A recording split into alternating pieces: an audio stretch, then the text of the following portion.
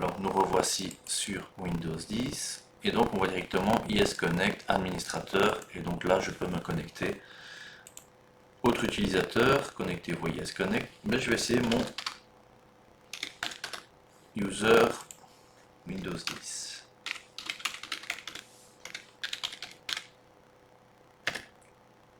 Le mot de passe doit être modifié pour la première connexion. Ça c'est déjà bien, ça veut dire qu'il a trouvé, ok, l'utilisateur existe bien sur mon Active Directory.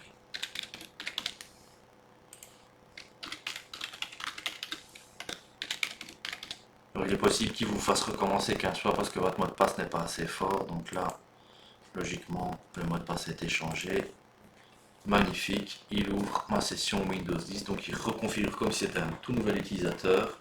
Je pourrais très bien dire que ce n'est pas un administrateur, mais juste un utilisateur dans le membre 2, et donc il aurait déjà, il n'aurait pas le droit de faire certaines choses sur la machine.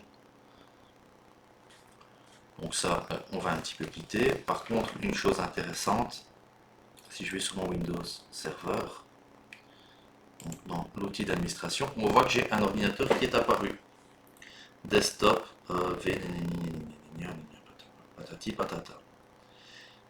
Donc computer, local VirtualBox. Donc là, j'aurais pu mettre utilisateur, mais ils sont déjà. On peut scinder ça vraiment pour créer une sorte d'architecture pour ne pas se tromper. Alors, je reviens dans mon utilisateur Windows 10. Connecté à les ordinateurs suivants. Et logiquement, je dois prendre le nom complet de la machine sans me tromper. Donc, évidemment, desktop, etc. C'est un nom un peu plus compliqué. Je peux aussi aller voir dans les paramètres machine. CTRL C. Le nom NetBIOS, c'est bien pareil. Donc encore une fois, je pense qu'on est limité à 15 caractères maximum. Donc si on met le nom de l'ordinateur, le PC de monsieur Jean-François, il va prendre que les 15 premiers caractères. On est sous Windows 10 professionnel. Donc on a déjà récupéré pas mal de choses au niveau du PC qu'on pourra aussi ajouter et compléter notre base de données. Alors, en espérant que mon copier-coller ait fonctionné, si je l'ai fait, parce que je ne suis même plus sûr de l'avoir fait, ajouter, voilà. Et donc de ce fait là, si je crée une autre machine Windows 10 et que je dis que j'essaie de me connecter avec mon utilisateur W10, il ne pourra pas se connecter à un autre ordinateur.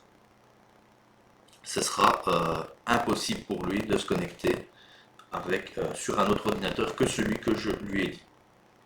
Donc c'est une manière voilà, de gérer un peu l'administration à ce niveau-là. Donc par contre ici voilà, mon Windows 10 est tout à fait opérationnel. Dernière petite vérification, évidemment la souris à lâcher.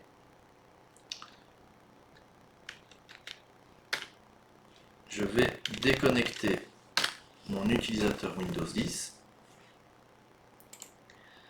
Et c'est le gars, voilà, il ne fait plus partie de la boîte où il a pris un congé ou quelque chose comme ça, ou voilà.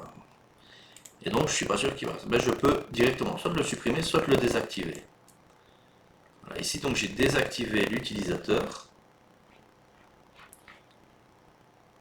Et donc je vais retourner sur mon Windows 10. Donc là je refais un essai après avoir redémarré la machine. Donc ok, donc votre compte a été désactivé. Contactez l'administrateur de votre système. Voilà, donc pour cette première partie, qui est un peu simple, on ne va vraiment pas exploiter à 100%, très loin le système du serveur. Donc c'est bien assez pour vous pouvoir réaliser vos exercices. À bientôt.